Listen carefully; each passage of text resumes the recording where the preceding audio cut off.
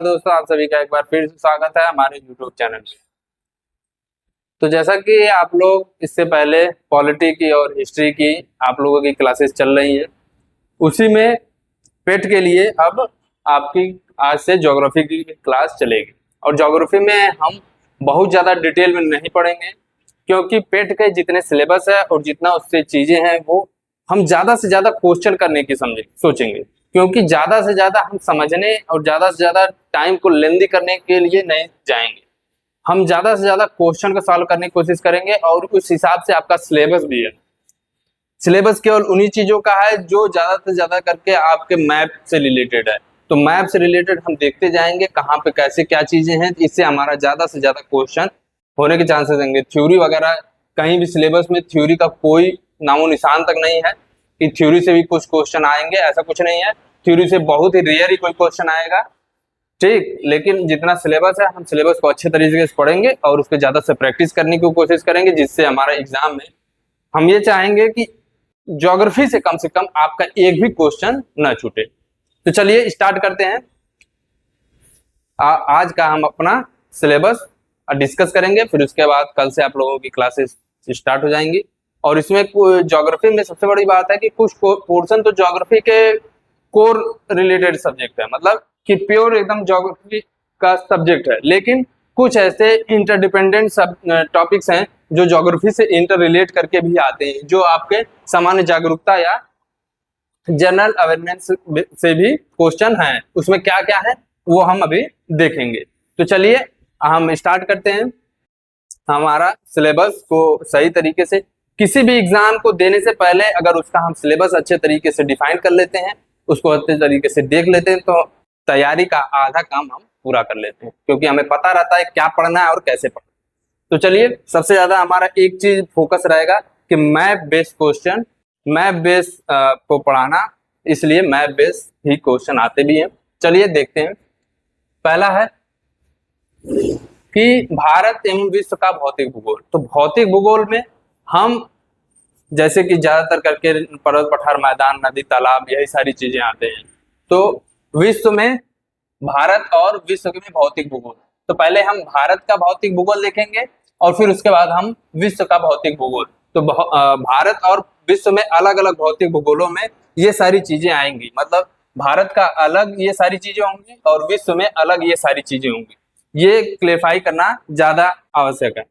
तो सबसे पहले भारत में हम देखेंगे नदियां और उससे बनी घाटियां, कौन सी नदी किस घाटी से होकर जाती है और उस पर कौन सी परियोजनाएं वगैरह हैं, वो भी सब देखेंगे।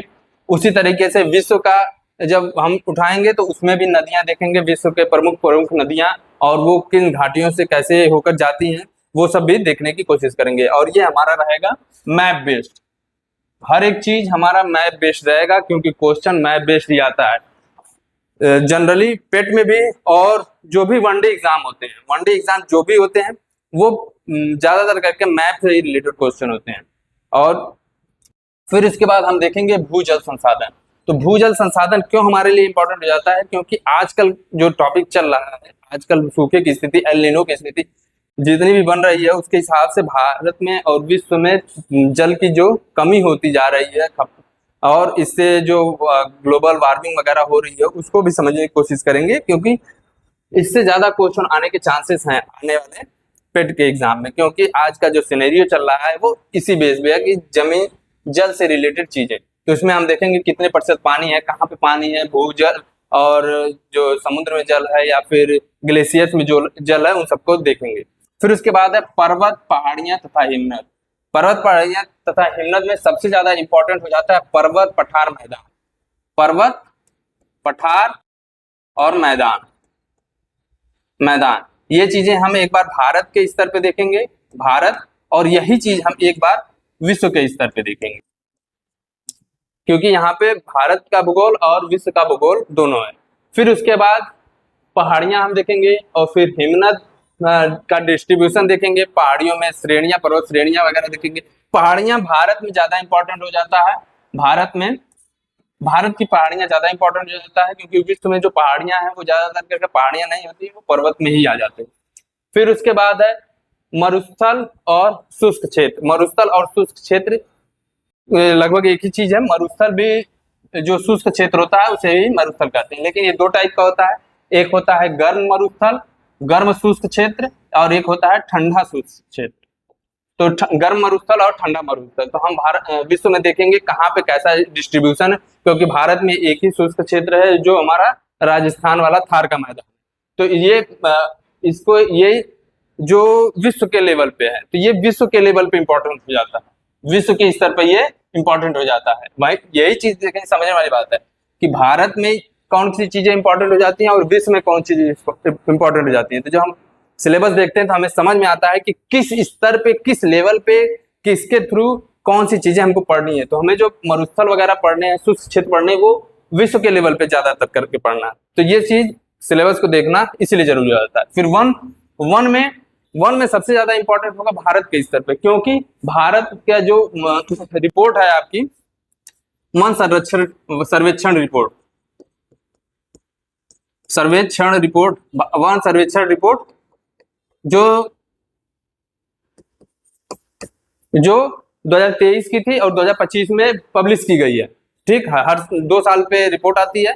तो ये जो पब्लिश की गई है ये बहुत ज्यादा इंपॉर्टेंट हो जाता है। इसमें भारत के कितने पर्वत, कितने भाग वन है, कितना सघन वन है, कितना विरल वन है, ये सब देखने की कोशिश करेंगे, इसमें हम समझेंगे। और ये इंपॉर्टेंट हो जाता है इंडिया लेवल पे, भारत के। विश्व लेवल पे भी हम वन पढ़ेंगे, लेकिन ज्यादातर फोकस हमारा किस पे रहेगा, भारत के स्तर पे। फिर उसके बाद खनिज संसाधन, विशेषकर भारत। देखिए विशेषकर इसमें पहले ही भारत दे दिया है, क्योंकि हमें विशेषकर भारत के स्तर पे देखना है। भारत के, तो भारत में हम जितने भी मिनरल्स वगैरह हैं, विश्व में नहीं, भारत में मिनरल्स वगैरह को अच्छे तरीके से देखेंगे, विश्व में भी देखेंगे, लेकिन सरसरी नजर से बस देखेंगे। फिर उसके बाद हमारा आता है दूसरा टॉपिक है, ये तो पहले टॉपिक में इतनी सारी चीजें थी। फिर दूसरा टॉपिक है भारत और विश्व का राजनीतिक भूगोल। तो राजनीतिक भूगोल से कहने का मतलब है कि जो यहाँ पे भारत और विश्व के, तो भारत और विश्व में जो भी, पहले तो विश्व में अगर हम देखेंगे तो विश्व में तो जो देश हैं, देश और उनकी राजधानी, ये पेट में बहुत ही क्वेश्चन आता है, बहुत ज्यादा आता है, देश और उनकी राजधानियां, उसको देखने की कोशिश करेंगे एक तरफ से हम, क्योंकि अलग अलग कॉन्टिनेंट को उठाकर हम करेंगे। फिर उसके बाद भारत में हम राज्य उनकी राजधानी, ये राज्य और राजधानी, तो ये हमारा हो जाएगा भारत और विश्व का राजनीतिक भूगोल। फिर उसमें हम देखेंगे जलवायु और मौसम। तो जलवायु हम विश्व की जलवायु देखेंगे और मौसम हम देखेंगे भारत का मानसून, भारत का। और जलवायु क्या है, विश्व की जलवायु, विश्व की जलवायु। मौसम और जलवायु में डिफरेंस होता है। जलवायु लगभग 30 से 35 सालों का जो निचोड़ होता है, जो एवरेज होता है, वो जलवायु कहा जाता है। और मौसम क्या होता है, जो एक दिन का मौसम होता है, वो मौसम होता है। मौसम और जलवायु में डिफरेंस इतना ही है कि ये एक दिन का होता है और ये 30-35 सालों का होता है। फिर उसके बाद हम टाइम जोन देखेंगे। टाइम जोन में भी हम 2 तरीके से देखेंगे कि विश्व में कितने टाइम जोन हैं, विश्व में कितने टाइम जोन है, और भारत में जो टाइम जोन है उसका क्या महत्व है और वो क्या इम्पैक्ट डालता है। भारत के टाइम जोन में हम जैसे जानते हैं कि भारत के पूरब और पश्चिम में जो टाइम का अंतर है वो 2 घंटे का होता है, 2 घंटे का होता है। तो इसी तरह से बहुत सारे फैक्ट हम देखेंगे भारत में क्या स्थिति है और इसका कितना मानक टाइम जोन है और क्यों, किस हिसाब से लिया गया। फिर उसके बाद जननांकी परिवर्तन प्रवास। तो जननांकी परिवर्तन प्रवास में ज्यादातर करके भारत से रिलेटेड होंगे, भारत से। और इसी में हम देखेंगे कि जो अनेक जनजातियां वगैरह हैं, वो विश्व में जनजातियों को स्तर पे देखेंगे। फिर उसके बाद भारत में जो प्रवासी परिवर्तन वगैरह है कि कहाँ पे पलायन कितना हो रहा है, कैसे माल्थस का जो नियम है जनसंख्या सिद्धांत का, उसको भी देखेंगे। तो ये हमारा ये स्थिति हो जाती है। ये कोर, जो ज्योग्राफी का कोर है, वो आ जाता है। फिर उसके बाद ज्योग्राफी और भी सारी चीजों को कवर करता है, और सारी चीजों को कवर करता है। उसमें हमारा सामान्य जागरूकता है। तो हम देखते हैं सामान्य जागरूकता में क्या क्या चीजें ज्योग्राफी कवर करेगा, और इसी के थ्रू हम इसको भी देखने की कोशिश करेंगे। पहले भारत के पड़ोसी देश, तो भारत के पड़ोसी देश हम यहीं पे देख लेंगे, जो हमारा राजनीतिक भूगोल है। तो यहाँ से भारत के पड़ोसी देश भी हो जाएगा, कवर हो जाएगा। देश राजधानी मुद्रा इसमें भी कवर हो जाएगी। देश राजधानी मुद्रा है जो ये विश्व में इंपॉर्टेंट है, विश्व। तो जो हम विश्व के राजनीतिक भूगोल पढ़ेंगे तो उसमें हमारा ये भी कवर हो जाएगा। फिर उसके बाद है भारत के राज्य और केंद्र शासित प्रदेश।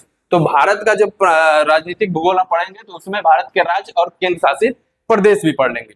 और फिर उसके बाद आप लोग पॉलिटी में भारत के संसद, राज्यसभा और लोकसभा ये सारी चीजें पढ़ लिए होंगे। तो हम बस इसमें पढ़ेंगे कि कहाँ पे कितनी सीटें हैं, कहाँ पे कितनी सीट है, राज्यसभा की सीट कितनी है, लोकसभा की सीट कितनी है, किस राज्य में कितनी है, विधानसभा की सीट कितनी है और कहाँ पे विधान परिषद वगैरह है, ये सब देखेंगे। फिर उसके बाद अंतर्राष्ट्रीय दिवस सरसरी नजर से हम देखेंगे एक बार। और फिर उसके बाद मैप के ही आधार पे हम विश्व के संगठन की बात करेंगे। जैसे कि अगर आप ध्यान दिए होंगे या फिर आप सही से अगर पढ़े होंगे तो जितने भी यूएन करके, यूनाइटेड नेशन करके चीजें हैं वो आपका कहाँ पे है, ये यूएसए में नहीं, यूरोप में है। यूरोप में ज्यादातर होता है, सारे नहीं लेकिन ज्यादातर करके यूरोप में ही होता है वैसे ही। और फिर उसके बाद पर्यटन क्षेत्र, भारत के पर्यटन स्थल कहाँ पे, कौन सी चीजें हैं, इसमें फैक्ट वगैरह होगा, इसको पढ़ेंगे। फिर उसके बाद भारत की कला एवं संस्कृति, भारत की कला और संस्कृति ये भी देखने की कोशिश करेंगे कहाँ पे कौन सी कला मशहूर है। जैसे कि बहुत सारी कलाएं होती हैं वो देखने की कोशिश करेंगे। फिर उसके बाद भारत में विश्व के खेल, तो विश्व के कौन कौन से खेल प्रचलित हैं, कौन कौन से खेल शामिल किया गया है अभी ओलंपिक में, या फिर कहाँ के जो राष्ट्रीय खेल वगैरह है उसको भी समझने की कोशिश करेंगे। फिर उसके बाद है भारतीय अनुसंधान संगठन, तो भारत के जो अनुसंधान संगठन है अलग अलग टाइप के, जैसे इसरो हो गया, डीआरडीओ हो गया, ये इस टाइप के, तो इसको हम मैप के थ्रू देखेंगे ताकि हमको याद रहे। सारी चीजें हम ज्यादातर करके मैप के हिसाब से करेंगे। फिर उसके बाद प्रसिद्ध पुस्तकें और लेखक ये आपको अपने से याद करना है, ये यहाँ पे नहीं बताया जाएगा। फिर उसके बाद पुरस्कार, ये विजेता, ये आप अपने से तैयार करेंगे। फिर उसके बाद है जलवायु परिवर्तन एवं पर्यावरण, तो जलवायु परिवर्तन और पर्यावरण के बारे में आप लोग को यहाँ पे पढ़ाया जाएगा। तो ये विश्व स्तर पे होगा, विश्व स्तर पे। तो हमने सिलेबस देखा और इस सिलेबस में एक चीज देखा कि अगर हम सिलेबस को सही तरीके से पढ़ लेते हैं तो हमें क्या पढ़ना है, अगले पेट के जो वैकेंसी आने वाली है, पेट के थ्रू जो वैकेंसी भी आने वाली है या फिर पेट का एग्जाम होने वाला है, उसमें क्या पढ़ना है, कैसे पढ़ना है, उसको हम समझने की कोशिश कर सकते हैं। कैसे किस थ्रू में जाना है, कहाँ पे विश्व को लेके पढ़ना है, कहाँ पे भारत को लेके पढ़ना है, ये सारी चीजें हो सकती हैं। तो चलिए इसी तरीके से कल से हमारा ये ज्योग्राफी का एक क्लास स्टार्ट हो जाएगा, तो बने रहिए हमारे यूट्यूब चैनल पे। धन्यवाद।